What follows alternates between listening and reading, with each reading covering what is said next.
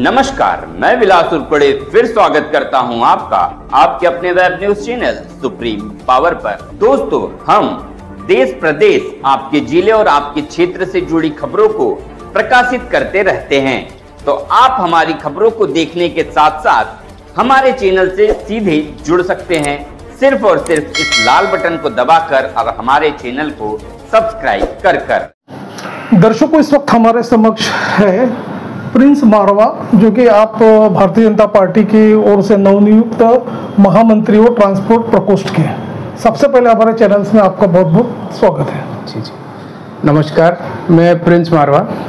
Sir, हम आपसे ये जानना चाहेंगे कि हाल ही में जो भारतीय जनता पार्टी की तरफ से जो कार्यकारिणी घोषित की गई है, उसमें महामंत्री का पद से आपको घोषित किया गया, तो आप ये बताइए, ट्रांसपोर्ट में जो व्यवसायी है उनको कई तरह की समस्या उनका आए दिन सामना करना पड़ता है, तो कौन कौन सी जो मुख्यतः जो समस्या है जिसका आप निराकरण करोगे, अपने ऊपर श्रेष्ठ पदाधिकारियों तक ले जाओगे, उस बारे में आप बताइए।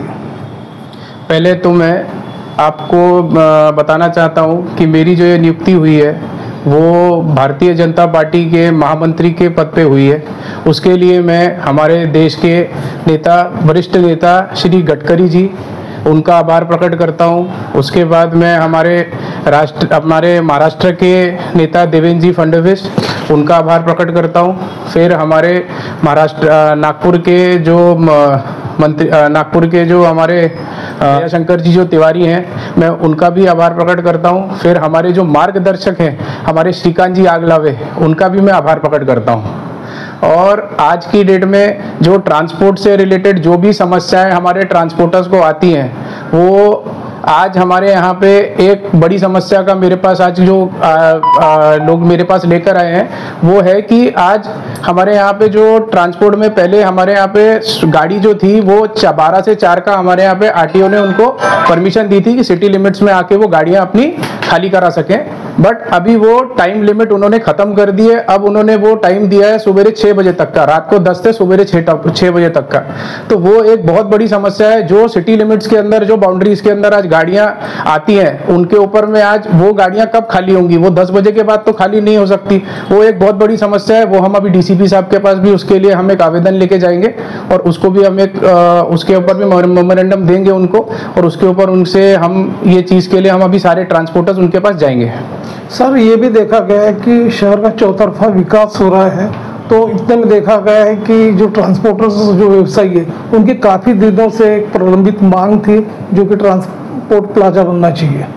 तो आप ये बताइए, ट्रांसपोर्ट प्लाजा के लिए आपका क्या आगे के क्या पुढाकार क्या रहेगा आपका, उस बारे में बताइए आप। सर, ट्रांसपोर्ट प्लाजा सरकार में पहले से ये बहुत ज़्यादा मांग उठी हुई थी इसके बारे में, और ये ट्रांसपोर्ट प्लाजा हमारे यहाँ पे अलग अलग इसमें बना था। जैसे कामठी रोड के ऊपर भी ट्रांसपोर्ट प्लाजा बना हुआ है, और जैसे आपका वर्धमान नगर में भी हमारे पास ट्रांसपोर्ट प्लाजा है, और भी अलग अलग जैसे सिटी के जो लिमिट्स है वहाँ पे ट्रांसपोर्ट प्लाजा हमारे को अलग अलग जोन में चाहिए रहेगा।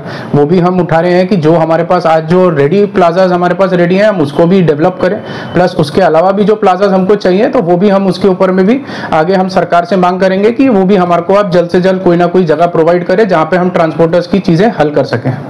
जबकि भारतीय जनता पार्टी ने एक युवा जो ट्रांसपोर्ट प्रकोष्ठ में आपकी एक नियुक्ति की है, युवा डैशिंग आपके पर्सनैलिटी है, तो आप ये बताइए कि जो ट्रांसपोर्ट व्यवसायी की जो समस्या है, जिस चेक पोस्ट पे उनको उत्पीड़न का सामना करना पड़ता, कई तरह के टैक्सेस भी काफ़ी सरकार ने बढ़ा दिए हैं। अब जबकि केंद्र और राज्य सरकार में अपना केंद्र की सरकार है, मोदी साहब की सरकार है, तो ये सारी जो समस्या है, और ट्रांसपोर्ट मिनिस्टर जो है, विवेक मंत्री है अपना नितिन गडकरी साहब, तो उनके तरफ भी आप लोगों का डेलीगेशन जाके समस्या उनका निराकरण करेगा क्या, ये बताइए।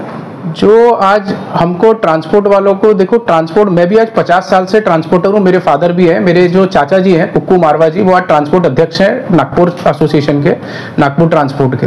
तो ये समस्या आज से नहीं है, ये कई सालों से चली आ रही है। स्टेट टू स्टेट भी वेरी करता है। हम महाराष्ट्र में रहते हैं, महाराष्ट्र के अंदर ये सब चीज़ों में बहुत ज़्यादा तकलीफ देते हैं। हमारे को आरटीओ से भी बहुत ज़्यादा परेशानी होती है। प्लस हमारे यहाँ गाड़ियों का जो आज हम गाड़ी, एक छोटा गाड़ी मालक है, वो आज जो है ट्रांसपोर्ट के अंदर में आज जो माल भरता है, आज उसका उतना भाड़ा नहीं होता जितने का वो चालान करते हैं हमारी गाड़ियों को।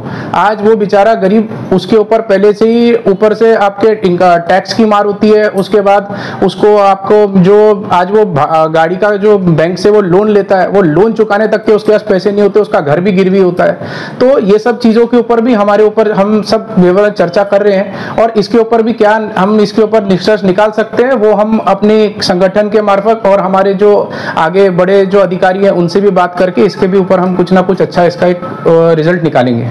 भारतीय जनता पार्टी ने आपको एक प्रतिनिधित्व दिया है ट्रांसपोर्ट व्यवसायियों की समस्या हो जो भी है उसको निराकरण करने के लिए। तो आप ये बताइए, जो अभी जो ट्रांसपोर्ट व्यवसायी है जो आप लोगों से जुड़ना चाहते हैं, आपके फ्रंट सेल से जुड़ना चाहते हैं, तो उनके लिए आपका एक जनमानस में क्या मैसेज होगा? हम यूजुअली तो जितने भी शहर के अंदर में लोग हैं वो हमको सब जानते पहचानते हैं। शहर में हम कोई नवे नहीं हैं ट्रांसपोर्ट व्यवसाय में। और इसके अलावा भी जो भी अगर ट्रांसपोर्ट से कनेक्टेड कोई जुड़ना चाहता है तो वो बिल्कुल वेलकम है उसका। और उसके लिए भी हम जो हम लोगों के लिए करते हैं वो उनके लिए भी हम उनके साथ सामान्य तरीके से खड़े रहेंगे।